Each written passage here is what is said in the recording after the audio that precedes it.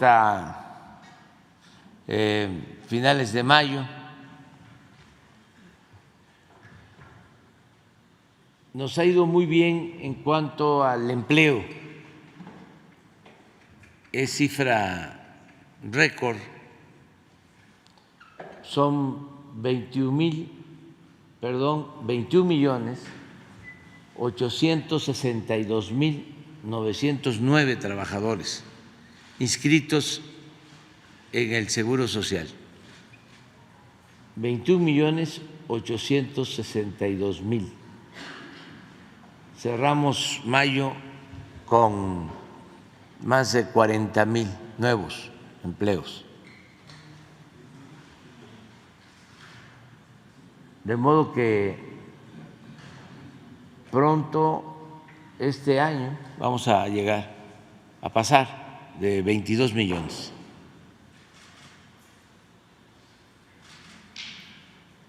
Si se compara con febrero del 20, tenemos 1.249.000 adicionales.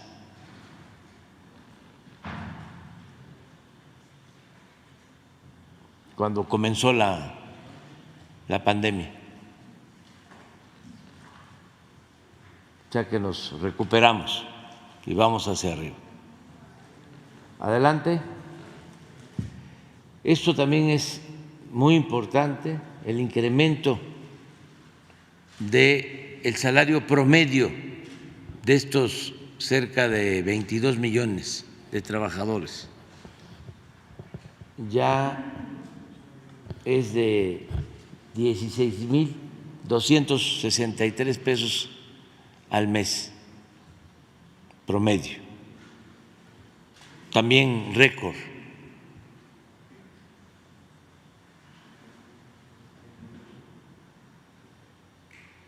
Adelante. Aquí también es un buen dato.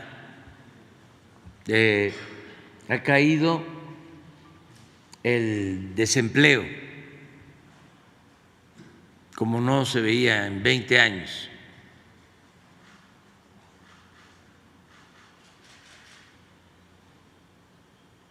El primer trimestre de este año, la tasa de desempleo 2.8. Y si lo analizamos, es de lo más bajo que ha habido en 20 años. Adelante. Esto es desempleo en el mundo. España tiene un desempleo de 12.9, Colombia 10.7, Italia 7.9, Francia 7, Bélgica 5.8, Canadá 5, Austria 4.9, Australia 3.6, Estados Unidos 3.5, México 2.8, Corea del Sur 2.7 y Japón 2.6. Estamos en los más bajos en desempleo en el mundo. Seguimos manteniendo primer lugar en cuanto a la fortaleza del peso con relación al dólar.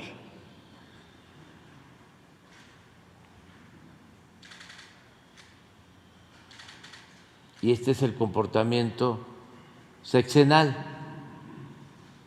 Ya conocen estos datos, la devaluación de más de 2.000% con Miguel de la Madrid, con Carlos Salinas 36%, con Zedillo 182%, con Vicente Fox 15%, Felipe Calderón 5%, Peña Nieto 43% y nosotros hemos recuperado la fortaleza del peso en 13.2, se ha apreciado en 13.2 el peso en el tiempo que llevamos en el gobierno. Y aquí aclaro una cosa, regresa, este es con datos de antier, si fuese el dato de ayer estaríamos mejor, porque ayer cerró en 17.55. Adelante. Eso es lo que tiene que ver con las remesas, van también creciendo, en promedio 10%.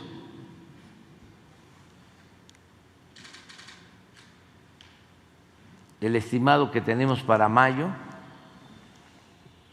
es de 5.575 millones de dólares. Si continuamos así, vamos a superar los 60.000 millones de dólares este año de remesas.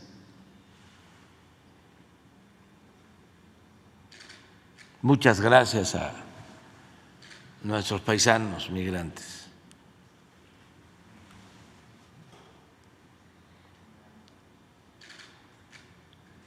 Así está el envío de remesas por mes, siempre en aumento. Esta es una fuente fundamental de financiamiento, porque es un dinero que llega de manera directa a las familias y a las regiones más apartadas, pobres del país. Esto reactiva mucho la economía abajo. Esto no hay que olvidarlo, en la pandemia, junto con la estrategia que llevamos a cabo de apoyar más abajo en la base de la pirámide social, nos permitió no tener una crisis de consumo y la gente tuvo capacidad para adquirir lo básico. Esto nos ayudó mucho. Adelante. También tenemos récord en inversión extranjera. Estas son cifras preliminares, pero estamos hablando de 18.636 millones de dólares de inversión extranjera. El 22 también fue muy alto, pero se incluyen operaciones que se hicieron. La fusión Televisa-Univisión y la reestructura de Aeroméxico. Pero ahora no ha habido ninguna operación con estas características y, sin embargo, está creciendo mucho la inversión extranjera. Aquí abro un paréntesis para informar que ayer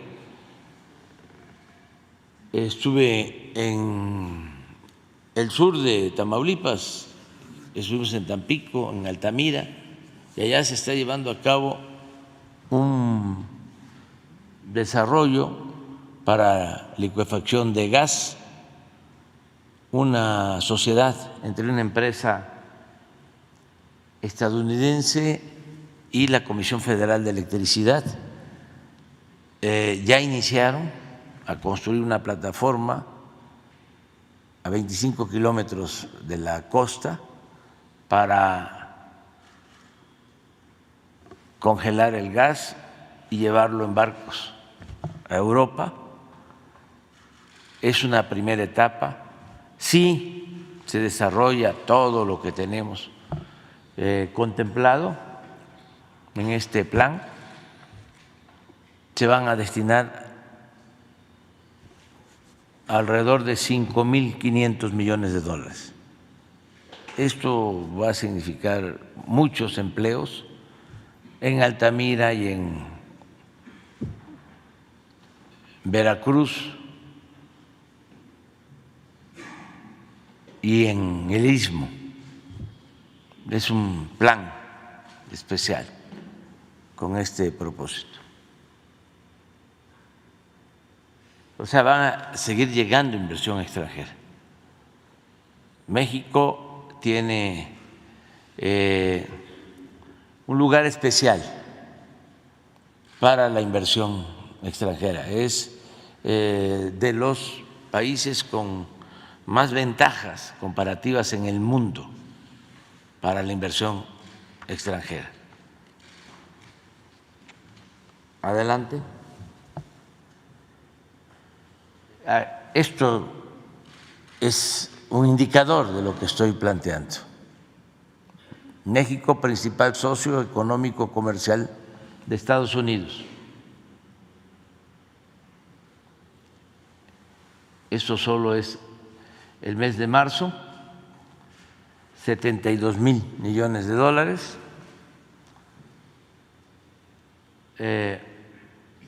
Arriba de Canadá, poco, siempre competimos con Canadá. Antes era China, pero ya México está en primer lugar. Canadá en segundo, China, luego Alemania y Japón. Por eso es muy importante la integración económica en América del Norte.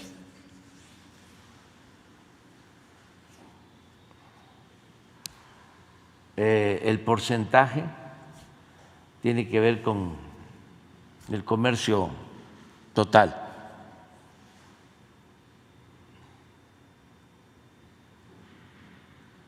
De acuerdo. Adelante. Esto también es importante, el crecimiento de la economía. Vamos creciendo. Nos levantamos después de la pandemia. Ahí está la caída, 17.8. Nos fuimos al fondo.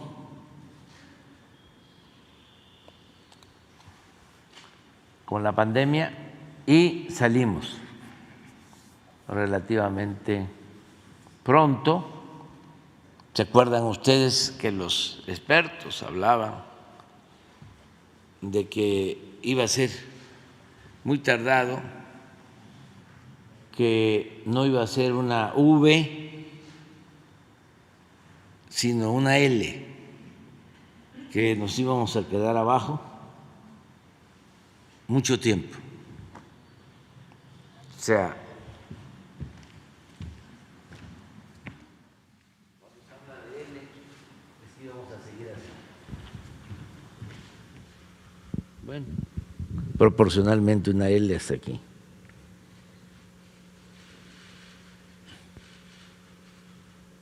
Nada más que ya se olvidan.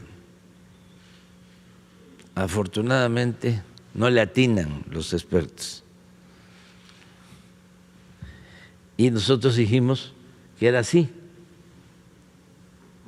que era una V, que íbamos a caer y que íbamos a levantar. Y fue lo que sucedió.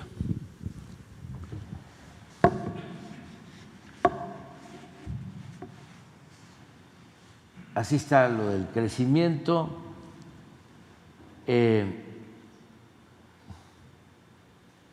Es el trimestre de este año, China 2.2, que eso también es un fenómeno, porque un crecimiento en China de 2.2 en estos tiempos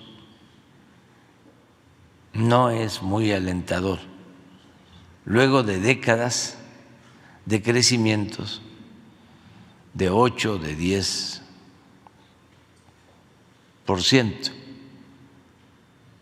Pero para conocer cómo está la economía mundial y cómo afectó la pandemia y también cómo está afectando la guerra.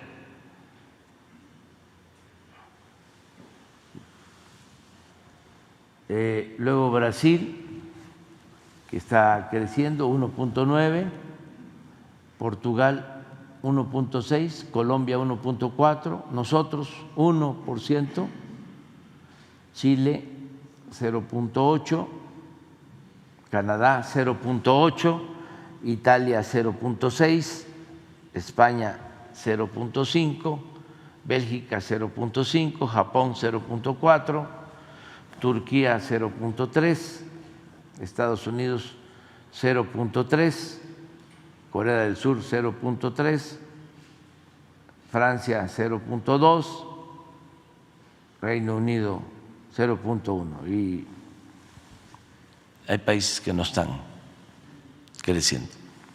Adelante. Así es el comportamiento, lo que les hablaba de la V.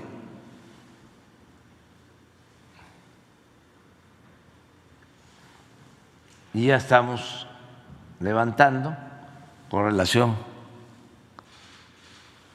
a la situación antes de la pandemia.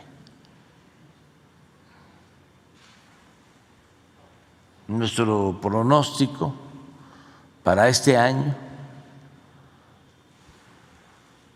es de que podemos llegar a 4% de crecimiento anual.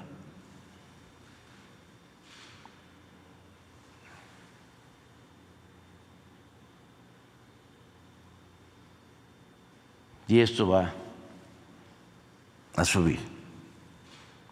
Y lo mismo el año próximo, que ya va a ser el último año de nuestro gobierno. Pero nos tocó este imprevisto. Y estamos saliendo. Es muy importante también, eso lo vamos a ver, cuando se den a conocer las cifras de la encuesta ingreso-gasto, porque esto es crecimiento. Aún poco crecimiento por la pandemia, sin duda una mejor distribución del ingreso. Abajo, menos pobreza.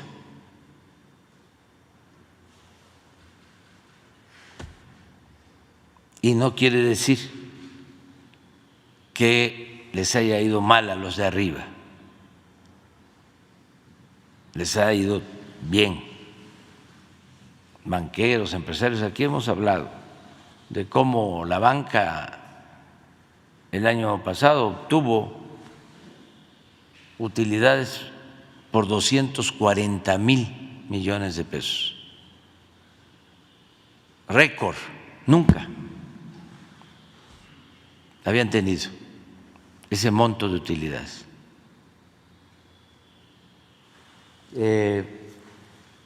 Pero también abajo, que es lo más importante, la gente ha recibido más apoyos, hay más ingresos, menos pobreza. Y eso lo vamos a ver cuando el INEGI dé a conocer los datos de la encuesta que hace cada 2 años sobre ingreso-gasto. Y es el mejor parámetro.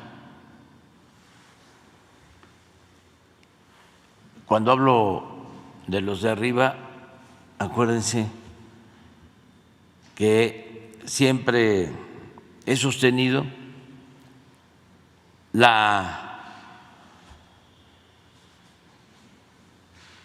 consigna, la frase, la máxima de arriba los de abajo, que no quiere decir abajo los de arriba, sino abajo los privilegios. Todo esto lo hemos conseguido fundamentalmente, y esa es la clave, por no permitir la corrupción. Porque se dedicaban a saquear a México. Y aquí repito lo que decía Tolstoy: un gobierno que no procura la justicia no es más que una banda de malhechores. Eso era. Entonces, como eso se acabó, aunque nos falta seguir limpiando, pero acuérdense que la corrupción se da de arriba para abajo, no de abajo hacia arriba.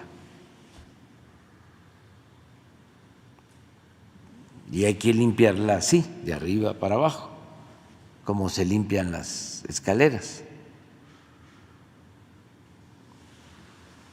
Adelante. Esto es inflación, también se ha ido resolviendo. Este era un problema que nos preocupaba y nos ocupó bastante y nos sigue ocupando, porque pueden aumentar los salarios, pero con inflación se pierde poder de compra, poder adquisitivo. Este es un impuesto y afecta mucho a la gente pobre, a los trabajadores. ¿Qué le va a aumentar o qué le va a afectar? A los de arriba, pues muy poco. Pero a la mayoría de la gente la inflación le pega muy fuerte.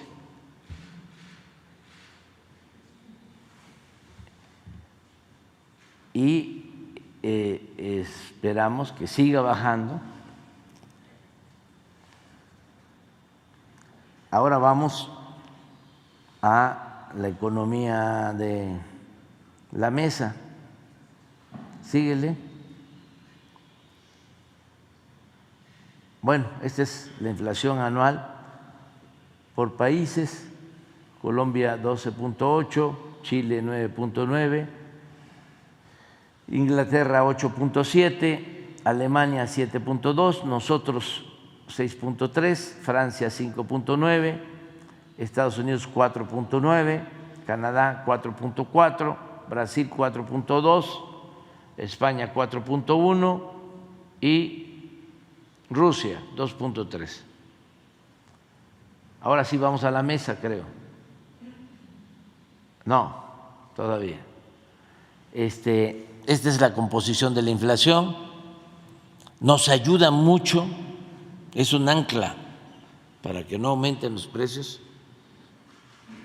la soberanía energética. Porque imagínense si estuviese al libre mercado la venta de las gasolinas,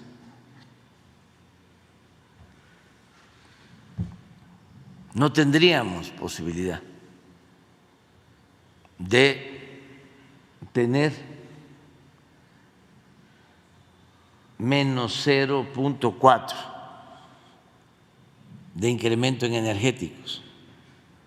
Es un componente de inflación del 6.3 mínimo.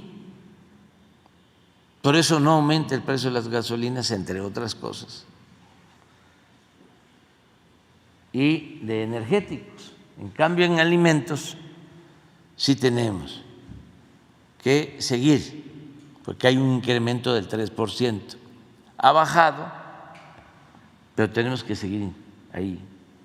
Y luego otras mercancías 3.7, de acuerdo a Estados Unidos, ya estamos igual en energéticos. Ellos estaban arriba, traían como 3 puntos. Nosotros nunca hemos pasado de 1 punto de inflación en energéticos. Ellos llegaron a tener 3, 4 puntos en energéticos y eso les impactaba mucho.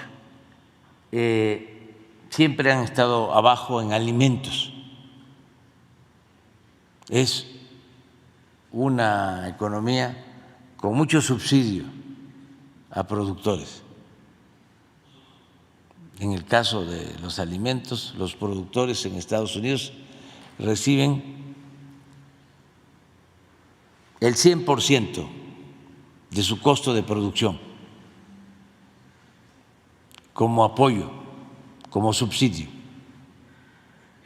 Eso es lo que les permite tener control en precios, incluso de vender más barato y competir con productores de otros países en donde no hay los mismos subsidios. En otras mercancías 4.3. Adelante. Esto es también muy relevante, histórico, el aumento en el salario mínimo, que aún con inflación es 88% mayor en términos reales. Desde que llegamos ha estado subiendo y va a continuar aumentando, porque fue mucho lo que perdió el salario en el periodo neoliberal. Nada más por eso deberíamos decir todos los mexicanos que no regresen los neoliberales corruptos, o que regresen pero lo que se llevaron. Pero esto fue un agravio.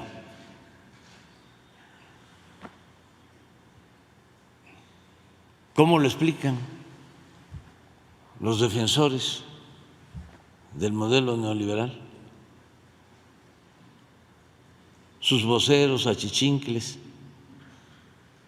¿Cómo? ¿Por qué no ofrecen disculpa? Porque engañaron durante años a los mexicanos de que si aumentaban los salarios se iba a disparar la inflación.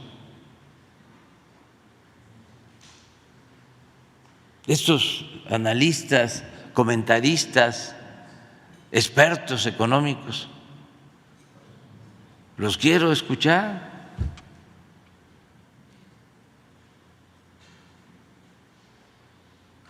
¿Por qué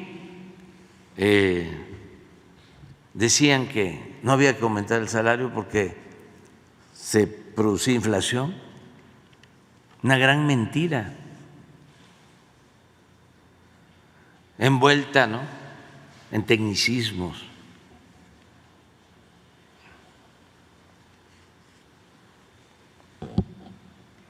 Bueno, esto es importante. Adelante. Y esta es la mesa. Esto es, como dicen algunos, la neta del planeta.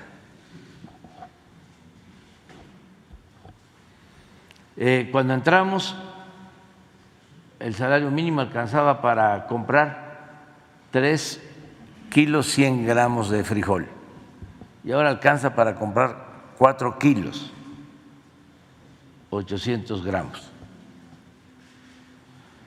Cuando entramos alcanzaba para comprar 3 kilos 200 gramos de huevo, ahora alcanza para 1 kilo más 4.2. Cuando entramos, el salario alcanzaba para comprar 3.5 kilos de tortilla, ahora alcanza para 10.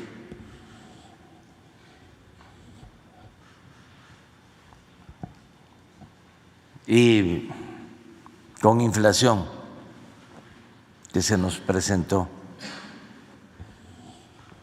por la guerra de Ucrania y Rusia. No les estoy echando la culpa, como dicen los tecnócratas, a factores externos. No, es real. Ya venía mal la economía con la pandemia y se desata la guerra y se produce este fenómeno inflacionario. Por eso, no a la guerra, sí a la paz, que ya Denise no siga polarizando.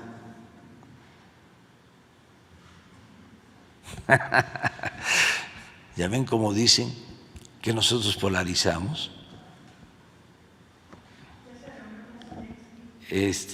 Sí, polarizan, nosotros politizamos, que es distinto. Informamos, no manipulamos. Adelante. Bueno, este es el comportamiento de la Bolsa Mexicana de Valores, 26% de incremento en el índice de la Bolsa. No está mal. Adelante. Este es deuda. Esto tiene que ver con el incremento de deuda. Nosotros no hemos solicitado deuda adicional. Este incremento tiene que ver con la caída en el Producto Interno Bruto, en el crecimiento, que nos aumentó la deuda. Pero ahora está bajando. De todas maneras, nominalmente es el crecimiento menor desde Fox a la fecha. Si hablamos de la deuda con relación al Producto Interno Bruto, el incremento con Calderón fue 7 puntos.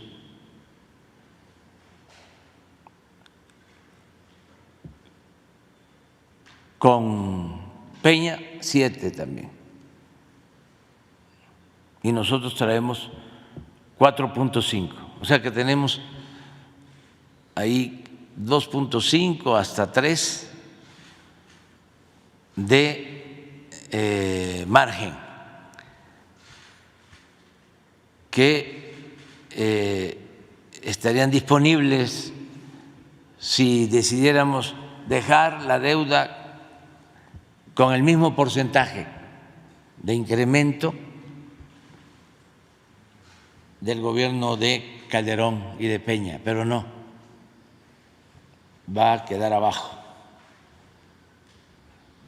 Es una reserva, que no significa 800,000, 900,000 millones de pesos de reserva. Por eso la economía está muy fuerte y lo saben los inversionistas y los financieros. Por eso es lo del peso, por eso está llegando la inversión, no porque estén leyendo, ¿cómo se llama el periódico de Manuel? Sí, El Financiero, o el Reforma, porque entonces sí saldrían corriendo, ¿no? Les daría miedo. Pero como tienen buena información, saben lo que está sucediendo realmente en el país. Adelante. Y estas son las reservas del Banco de México. También han aumentado 16.5%. Tenemos reservas por 205,000 millones de dólares.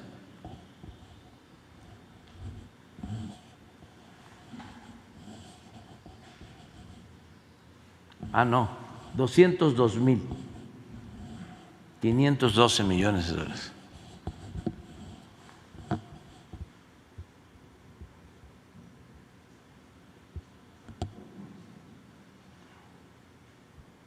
Adelante.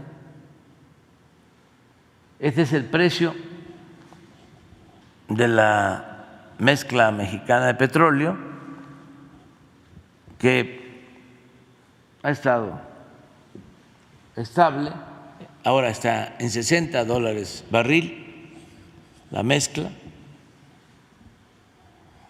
Entonces, importante, somos autosuficientes y quiero subrayar, si no hubiésemos rescatado a Pemex y lo mismo, si no hubiésemos rescatado a la Comisión Federal de Electricidad, estaríamos hoy, en el caso de Pemex, comprando petróleo crudo, comprando materia prima. Y eso se corrigió, la tendencia a producir cada vez menos, 15 años consecutivos de caída en producción de petróleo. Fue lo que nos dejaron de herencia. Adelante. Esto es cuando hablo de 15 años consecutivos. Así estaba la producción. Desde el 2004, que alcanzó 3.383.000 barriles. 3.300.000 barriles aproximadamente. Promedio anual, digo diario, 3.300.000 barriles diarios. Y miren cómo empezó. Tiene una explicación también, porque cuando llegamos a ese volumen de extracción de crudo fue cuando sacaron todo y sobreexplotaron los yacimientos, sobre todo Cantarell, y lo contaminaron. Y ahora Cantarell, de producir en ese entonces más de 2 millones de barriles diarios, está produciendo 150,000. O sea, lo achicaron, una declinación total, porque inyectaron nitrógeno a los pozos para extraer más crudo y los contaminaron. Una muy mala decisión, no técnica, política.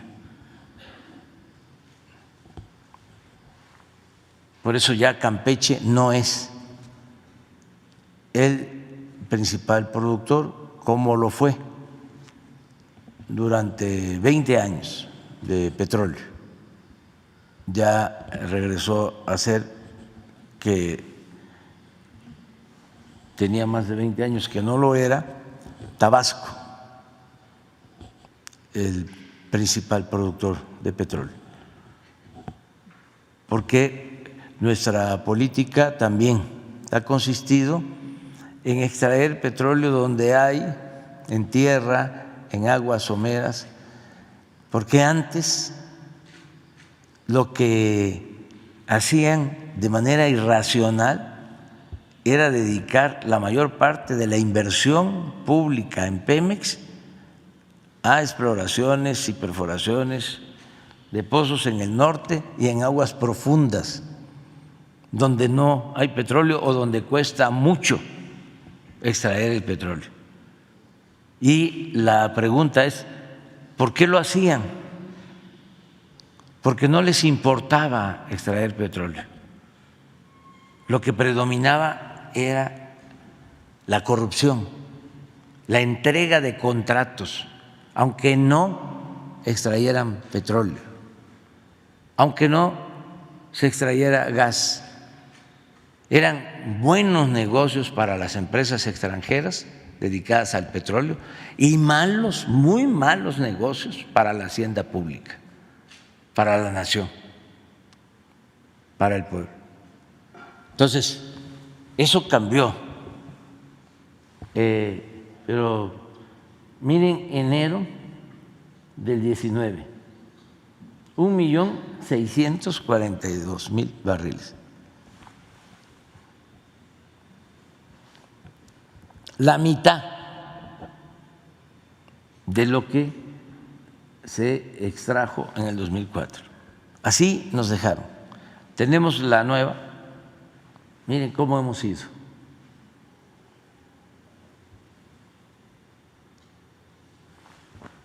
Este es un rescate. Y esto significa que somos autosuficientes, que vamos a tener materia prima para procesar nuestras gasolinas, los combustibles que consumimos, porque también cuando estaba todo este derroche y toda esa corrupción en Pemex y en el gobierno federal, se hablaba muchísimo, otra mentira, que era mejor comprar las gasolinas que producirlas en México. Es como si se vendiera naranja y compráramos jugo de naranja. Pero estos genios, ¿no?, sostenían que no podíamos producir los combustibles y por eso dejaron en el abandono las refinerías que estamos levantando y lamentablemente acabaron con la industria petroquímica. Eso sí, no resistió el vendaval neoliberal. Ojalá y ofrecieran disculpa. A ver qué puede decir Claudio X González papá, Claudio X González hijo, todos estos que apuntalaron todo el régimen de corrupción y se beneficiaron de la corrupción. Y ahora aparecen como los paladines de la honestidad, de la integridad, de la libertad, de la democracia, de las buenas costumbres.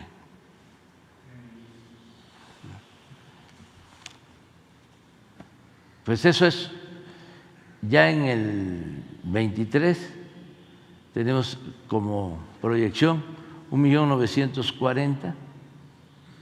Tenemos ya de abril 1.881.000 y la proyección de mayo 1.900.000 en cuanto a extracción de crudo.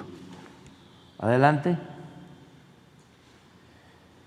Y esto es importantísimo, porque sí está bien rescatar la soberanía energética y la gente, ¿y yo en qué me beneficio? ¿Te acuerdan lo que decían? Tenemos un tesoro en el fondo del mar, pero no podemos sacarlo porque hay que reformar la Constitución. ¿Cómo engañaron? Porque son unos cretinos. Y si sacamos ese tesoro, si hacemos la reforma energética, va a llegar la inversión a raudales, a la industria petrolera, vamos a producir 3, 4 millones de barriles diarios, va a bajar el precio de las gasolinas, va a bajar el precio de la luz. Y los medios, en su papel de manipular, a todo lo que daba, a todo lo que daba, con honrosas excepciones. Pero cuando hablo de honrosas excepciones, son muy pocas.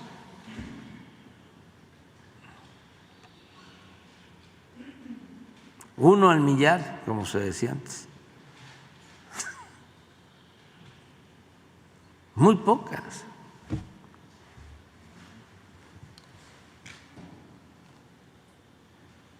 ¿Y cuál fue el resultado? Ahí está. La gasolina con Calderón aumentó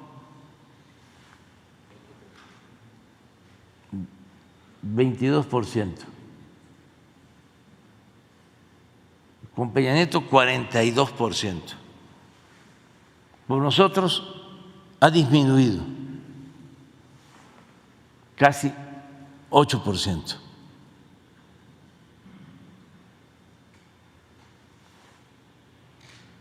Pero también aquí, imagínense cuántas mentiras, ¿no? Una vez el secretario de Hacienda, lo voy a repetir, lo tengo que repetir, sobre todo para los jóvenes, porque ya hay algunos que está difícil que despierten, aunque no hay que perder la fe. Un concuño de Carlos Salinas, que llegó a ser secretario de Hacienda,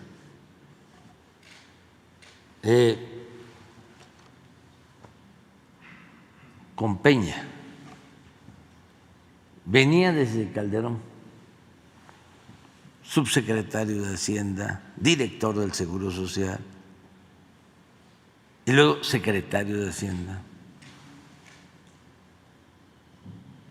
Llegó a decir de que no importaba que aumentara el precio de las gasolinas, porque la mayoría del pueblo de México no tenía carros, no tenía vehículos. Imagínense.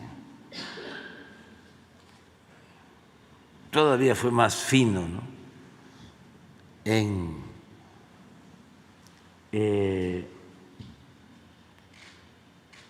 su manejo truculento, justificatorio de ASPE, otro secretario de Hacienda, de Salinas, que soltó el sofisma que para qué se impulsaba la producción en México si en un mundo globalizado podíamos comprar lo que necesitáramos y más barato. Por eso se quitaron todos los apoyos al campo, a la industria. Otro también experto, otra eminencia de aquellos tiempos, Serrapuche o Gurría, alguno de esos dos, tú me vas a ayudar, el que dijo que la mejor política industrial era la que no existía, Serrapuche.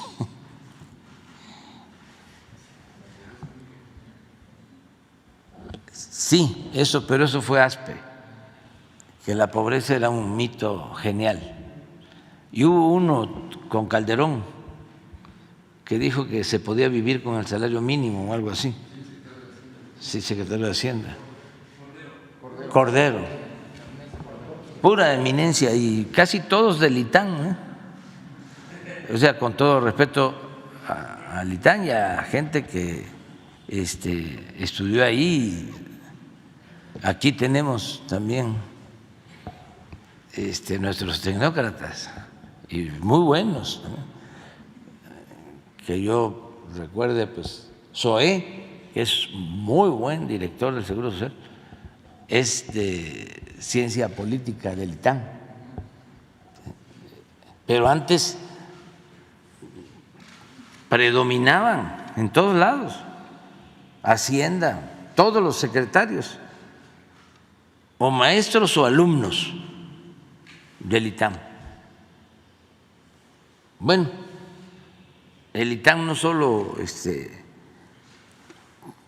mayoriteaba en los altos niveles del gobierno, sino en materia económica, financiera, sino hasta en ciencia política, en derecho. En la UNAM llegaron a ser jefes de investigación los abogados del ITAM. Pobre mi alma mater, pero bueno, ya se va a recuperar. Por los alumnos, por los maestros, yo espero eso. Pero bueno, aquí está, este es lo de la gasolina, adelante, esta es la premium, lo mismo, 5.7 de aumento con Calderón, 46 con Peña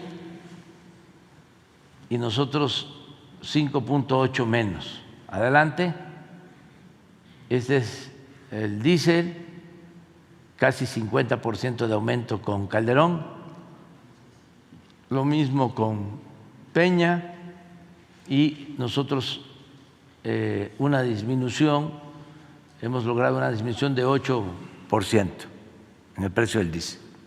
Adelante. Esto es muy importante, el gas, esto lo sabe la gente, sobre todo los que compran los cilindros, en las colonias, en los pueblos, de 20, de 30 kilos. Con Calderón una disminución de 1.5, con Peña un incremento de 28.9 y nosotros hemos logrado una disminución en el gas de 23.8%. Adelante. Hasta ahí.